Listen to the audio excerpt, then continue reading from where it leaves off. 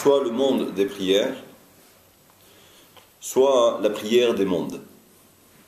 Donc on va découvrir durant quelques séances l'importance de la prière et savoir exactement qu'est-ce qui se passe à un niveau supérieur.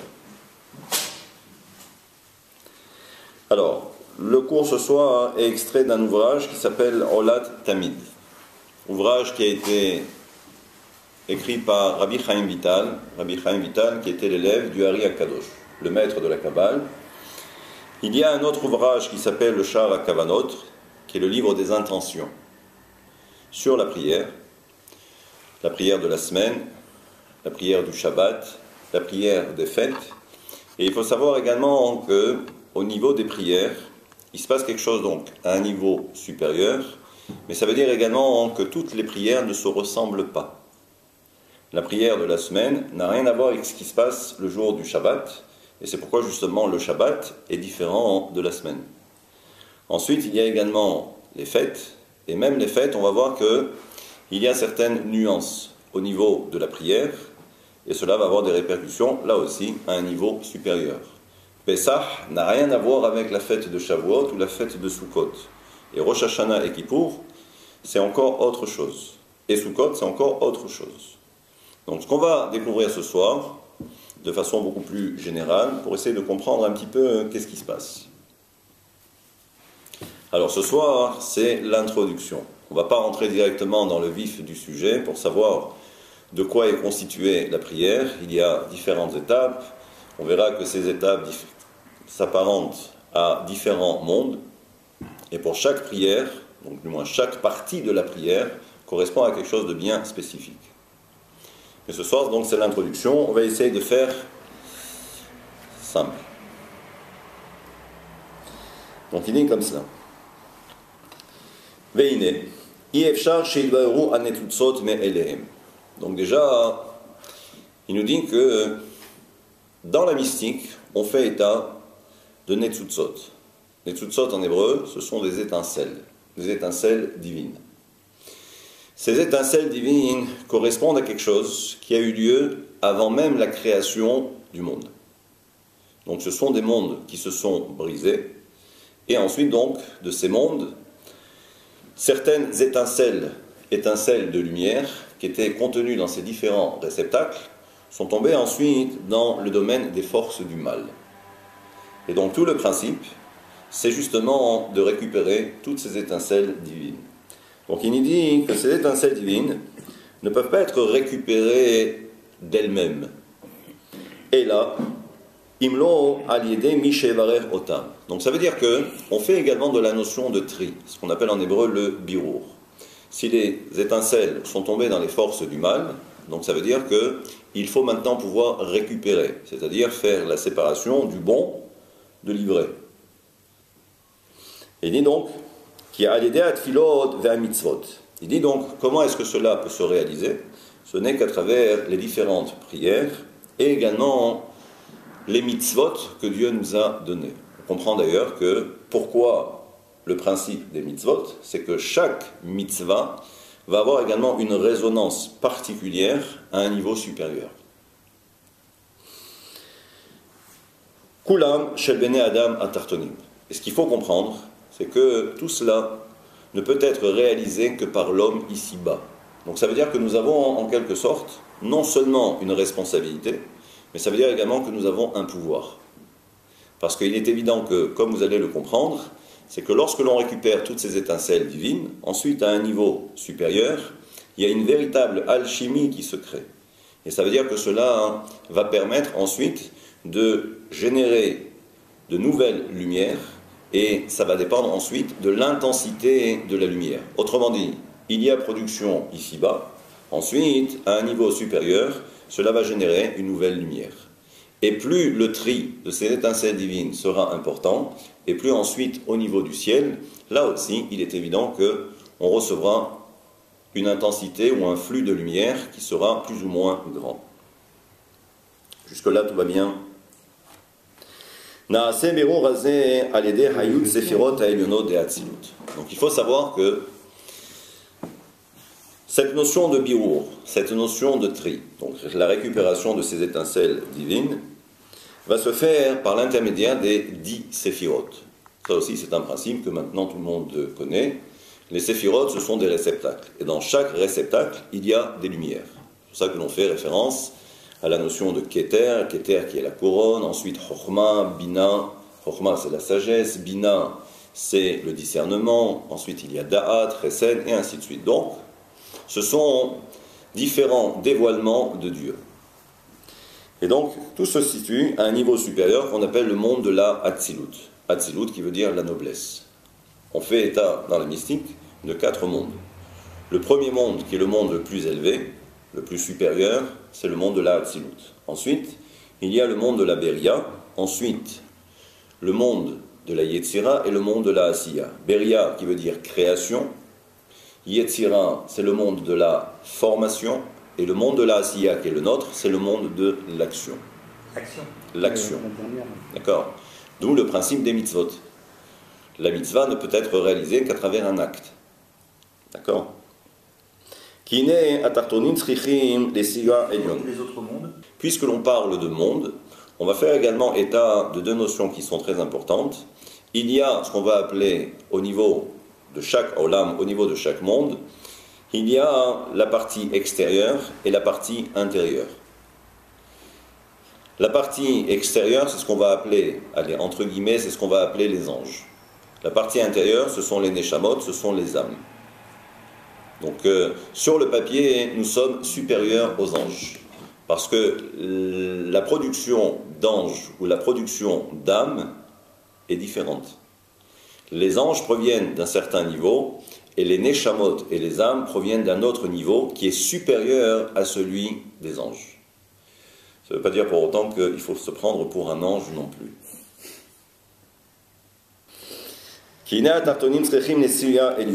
Et donc il dit que les hommes d'en bas, quand je dis les hommes d'en bas, nous, on aurait pu imaginer qu'il y a d'autres hommes ailleurs, mais ce n'est pas le cas. Donc, et là, donc, on a besoin d'une aide supérieure, d'une aide céleste. Donc,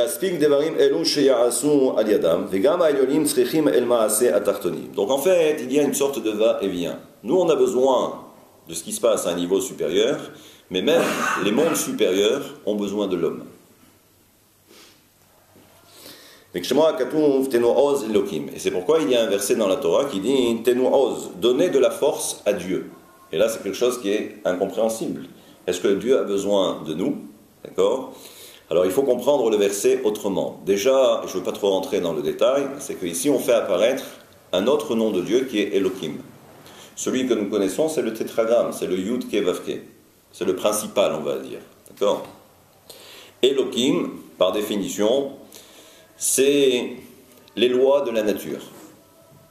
C'est ce qu'on va appeler les différentes règles. C'est pour ça que lorsque l'on voit dans Bereshit, Bereshit bara Elohim. Au commencement, Dieu créa. Et là, on voit apparaître la notion de Elohim. Dieu a créé donc le ciel et la terre. Le ciel et la terre, c'est mettre en place un certain nombre de règles. Donc ça, c'est la force de Elohim. Donc ce sont les lois de la nature. C'est pour ça que Elohim, c'est la même valeur numérique que le mot Hateva, qui veut dire la nature. Et ensuite, on verra que ce verset vient mettre en évidence que les mondes ont besoin de l'intervention de l'homme, et par rapport à son comportement. D'accord? Par rapport à ses différentes réalisations ici-bas. Quand je parle de réalisation, ce sont bien évidemment les mitzvot. D'accord? Et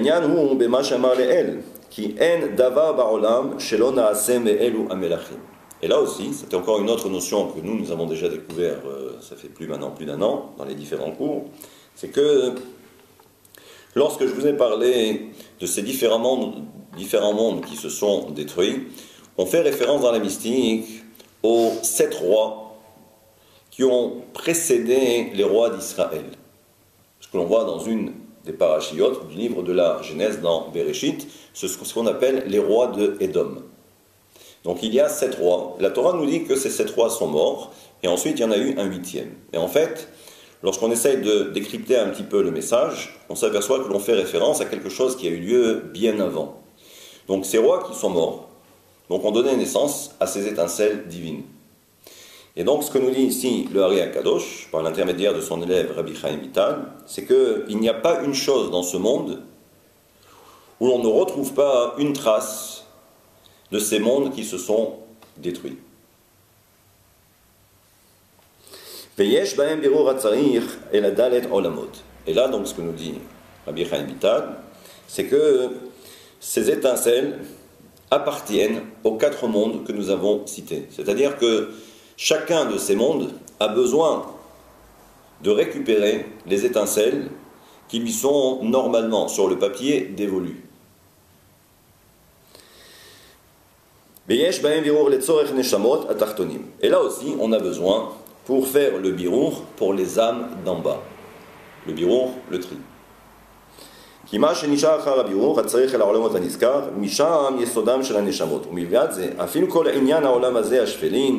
donc, ce qu'il nous dit, tout ce que l'on peut retrouver ici-bas, donc dans notre monde, que ce soit la végétation, que ce soit également les animaux, et justement, chaque espèce est constituée de ces différentes étincelles divines. Et donc, chaque fois que l'on va consommer un aliment, et à travers la bénédiction que nous allons réciter, alors à ce moment-là, on va délivrer les étincelles qui sont contenues justement dans ces différents aliments. C'est pourquoi également, petite parenthèse, petite digression, c'est que on peut remarquer ensuite que, d'où la notion de cacheroute. Ça veut dire qu'il y a certains animaux que l'on a droit de consommer, il y a certains que l'on n'a pas le droit de consommer, et également par exemple pour les poissons. Donc on va voir qu'il y a également un tri. La raison est simple, c'est que pour ces aliments que l'on n'aurait pas le droit de consommer, c'est justement parce que même en récitant une bénédiction, il n'y a rien dans ces aliments que l'on pourrait ensuite nous récupérer à notre niveau. Mais ça ne veut pas dire pour autant qu'il n'y ait pas d'étincelles. Mais le problème, c'est que l'homme ne peut pas intervenir là-dessus. Et ça veut dire que même à la limite, ça serait nocif pour l'homme. S'il consomme de ces aliments, ça serait nocif. Donc ça se retournerait contre lui.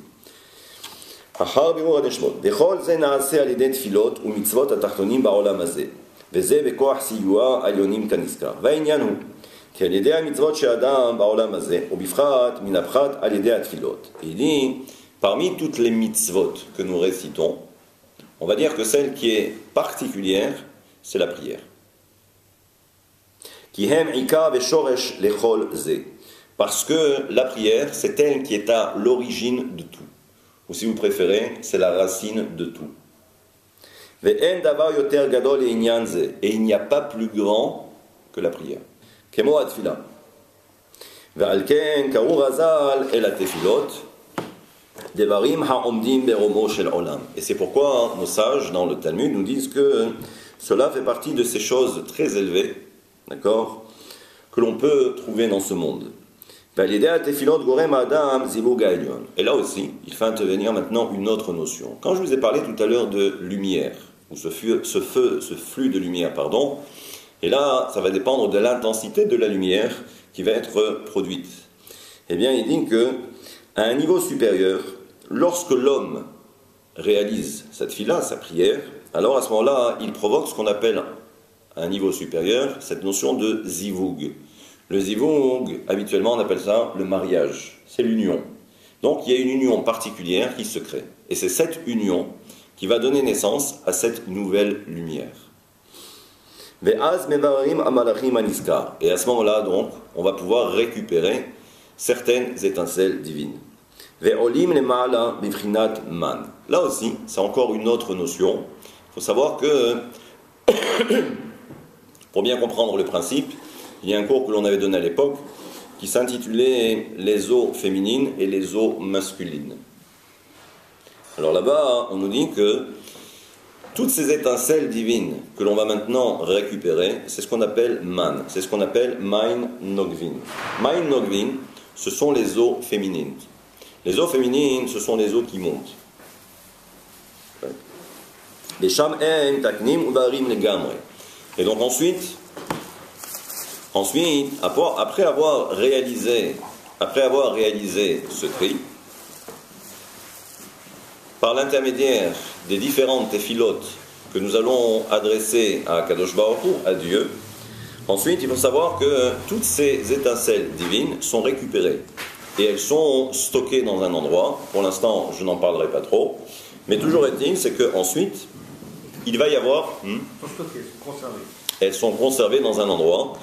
Si ça vous intéresse, c'est par l'intermédiaire de la séphira de Malchut, donc qui est la dernière séphira, qui est une séphira également féminine, et c'est elle qui va avoir pour mission donc de récolter toutes ces étincelles divines. D'ailleurs pour ça, petite digression, lorsque le soir on dort, comme vous le savez, on a toujours enseigné que la Neshama monte.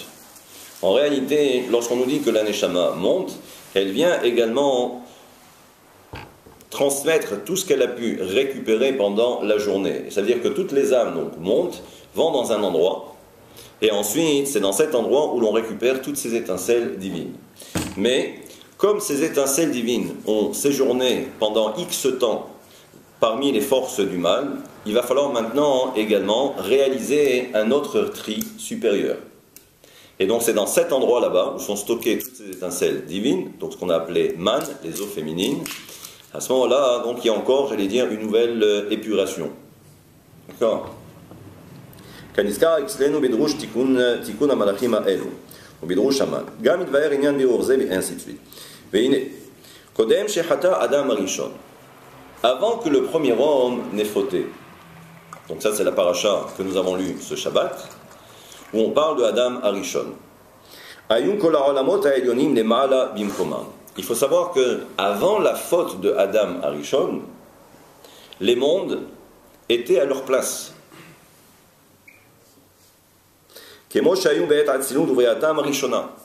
Comme ces mondes qui ont été créés à l'origine, donc à un certain endroit, d'accord, une certaine place. Et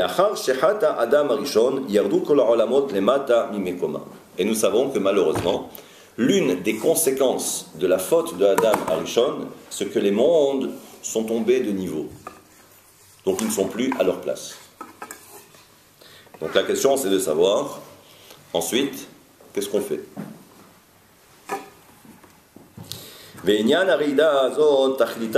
Il faut savoir que, là aussi, c'est un autre principe que l'on pourra voir dans différents ouvrages. Par exemple, dans les différentes chassidoutes, que ce soit Breslev, que ce soit Chabad ou autre, eh bien, il y a ce principe, ce qu'on appelle Tachlit Hayerida hi Aliyah, que la finalité de la chute, c'est de pouvoir ensuite remonter. Donc ça veut dire ici que si les mondes sont tombés de niveau, donc ils ne sont plus à leur place initiale, donc on va voir maintenant quelle en est la finalité, quel est le but. Qui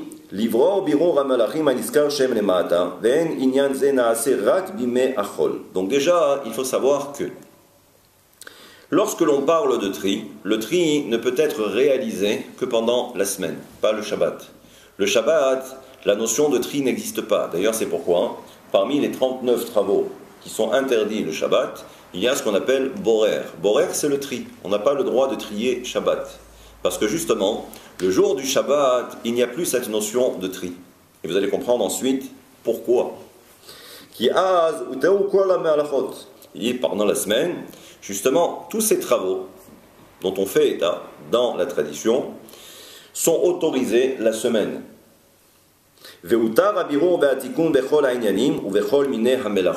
Et donc pourquoi? C'est que justement, à travers ces différentes réalisations, à travers ces différents travaux, eh bien justement, on récupère, et d'où la notion de tri.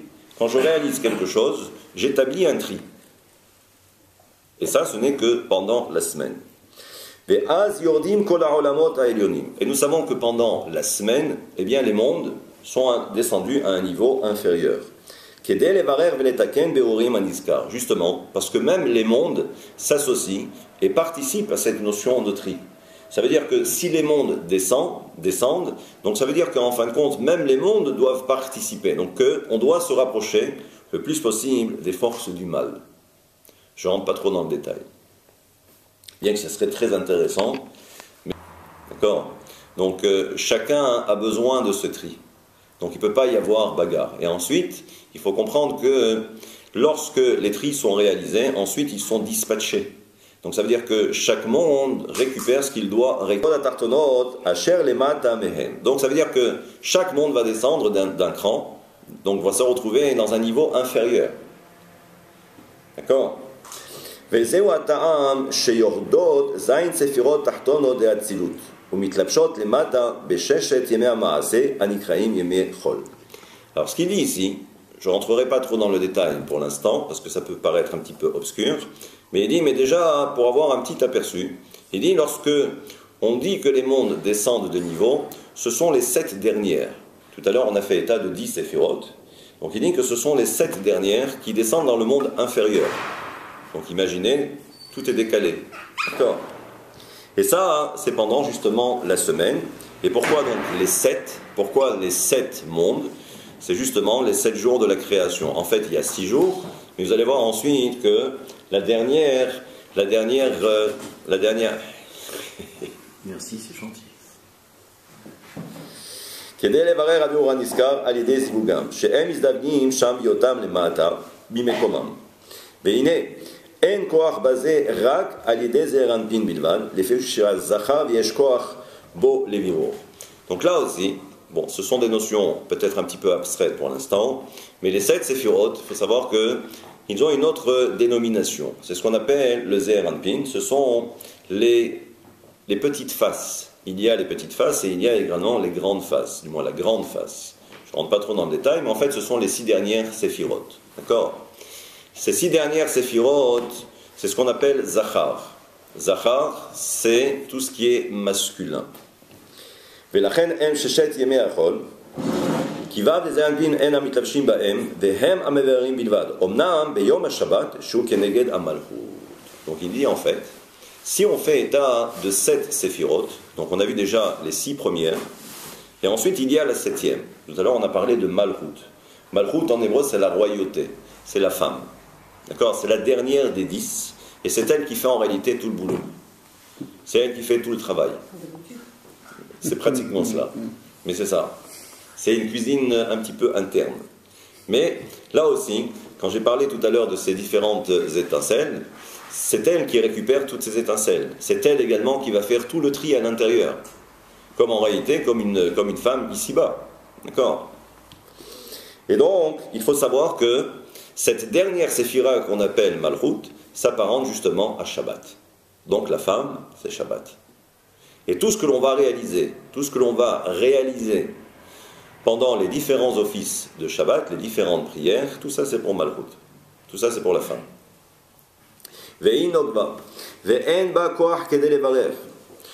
Simplement, ce qu'il précise, c'est que la femme, elle, ne peut pas trier. C'est le mari qui trie. Et ensuite, c'est elle qui récupère tout. ואדרבה, על ידי כוח מה שנתקן בימי השבוע, היא עולה ביום השבת, שהוא יום שלה, ומתחברת עם זעיר אנפין. Et il dit donc, que se passe-t-il?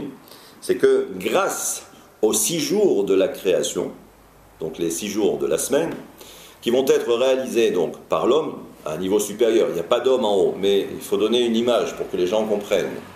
Donc il dit ensuite, c'est l'homme qui récupère toutes ces étincelles. Et ensuite, c'est Malchut, le jour du Shabbat, et grâce au Shabbat, que justement Malchut va pouvoir maintenant ensuite s'unir à son mari, ou le mari s'unit à sa femme. Tout ça, ce ne sont que des concepts. Attention, n'allez pas imaginer qu'à un niveau supérieur, que l'on puisse parler d'hommes et de femmes. Ce sont des images simplement pour essayer au moins d'essayer d'appréhender un petit peu le système. D'accord? Et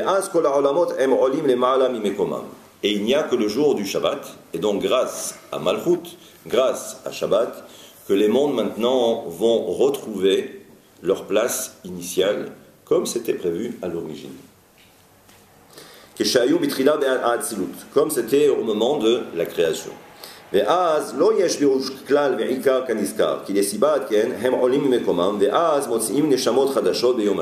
il dit à partir de là, donc, puisque l'on a parlé d'une union qui apparemment n'intervient que le jour du Shabbat, entre la séphira de Malchut et le Zéir Anpin, il dit c'est à ce moment-là, comme en bas, lorsqu'un homme et une femme s'unissent, à ce moment-là, ils donnent naissance a des enfants.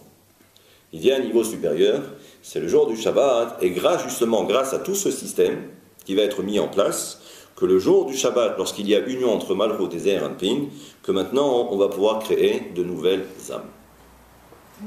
De nouvelles âmes. Vous avez bien suivi ce que j'ai dit tout à l'heure en introduction, c'est qu'on a une lourde responsabilité qui pèse sur nos épaules. Ça veut dire que c'est par rapport à notre comportement qu'il peut y avoir ensuite une réaction favorable à un niveau supérieur.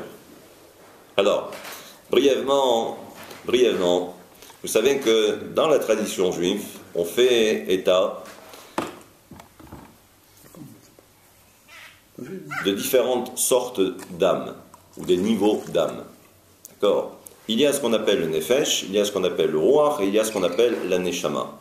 Donc ce sont 3 niveaux d'âme. Tout le travail de l'homme, à travers son comportement ici-bas, c'est là où il va recevoir un influx supérieur. Ça veut dire qu'au fur et à mesure, plus il va progresser, et plus il va recevoir une âme supplémentaire. Une âme supplémentaire. Ça se vérifie comment ? C'est ce qu'on va appeler le discernement. C'est-à-dire que l'homme va voir les choses autrement. Ça sera un homme éclairé. Grâce aux étincelles Grâce aux étincelles que lui-même va produire. Ensuite, ça sera lui-même une étincelle, mais... Il y a beaucoup à faire. Uniquement la nuit. Ah non. Surtout pas la nuit. La nuit, il n'y a rien. La nuit, il n'y a rien. C'est le domaine des forces du mal. Et justement, la nuit, puisque l'on dort, à ce moment-là, c'est l'âme qui sort. Donc ça veut dire que toute cette énergie qui est concentrée en l'homme pendant la journée, à ce moment-là, elle sort la nuit. Elle sort la nuit. Eh oui.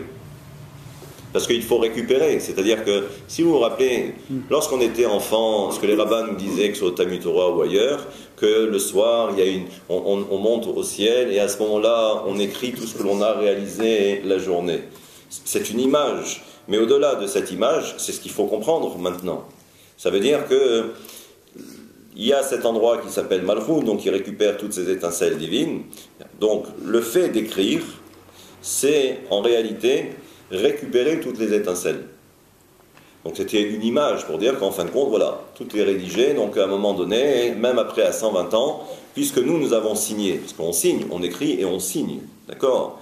Donc à 120 ans, quand on va se retrouver devant Dieu, on ne pourra plus rien dire. Celui qui n'a pas produit assez de lumière, il n'arrive pas jusqu'à 120 ans ? Non, il peut arriver à 120 ans, mais là aussi c'est encore un autre système. Là c'est encore un autre système. Toutes vos questions sont très bonnes, mais ça nécessiterait un long développement. Mais toujours est-il, pour que vous ne repartiez pas sans rien, pour que vous sachiez un petit peu de quoi on parle, c'est que, puisque j'ai parlé d'âme, lorsque l'homme arrive au monde, il doit parfaire son âme. Parfaire son âme, cela signifie que Akadosh Baruch Hu va mettre à sa disposition un certain nombre d'années. Tout en sachant que ce n'est pas tant le nombre d'années, mais ça veut dire qu'on doit prendre en considération que chaque jour, il y a un travail bien particulier. Ce que vous avez réalisé hier n'a rien à voir avec ce que vous devez réaliser aujourd'hui pour parfaire votre âme. Donc ça veut dire qu'Akadosh Baruch Hu nous donne, entre guillemets, un stock d'années pour pouvoir accomplir votre mission. Donc, ce n'est pas une question de 120 ans, c'est déjà, et là on fait intervenir une autre notion qui nous est propre dans la tradition juive, c'est le principe de la réincarnation. Parce que tout le but, c'est d'arriver à atteindre le 3e niveau d'âme, qu'on appelle la neshama. Et ça, c'est un travail qui a pu commencer depuis des centaines d'années. Parce que l'âme revient et elle revient. Et tant qu'elle n'a pas terminé sa mission, eh bien à ce moment-là, elle doit revenir. Mais ça veut dire également qu'on va prendre en considération le travail qui a été réalisé par les années antérieures, ou par les réincarnations antérieures. Donc ça veut dire que si déjà il y a 100 ans j'avais déjà réalisé quelque chose, ou il y a 200 ans j'avais déjà réalisé quelque chose, donc lorsque je vais revenir au monde, à ce moment-là, il est évident que Dieu va mettre à ma disposition un certain nombre d'années. D'accord ? C'est très schématique, je ne rentre pas trop dans le détail. Mais au moins, que vous compreniez comment ça fonctionne. D'accord ?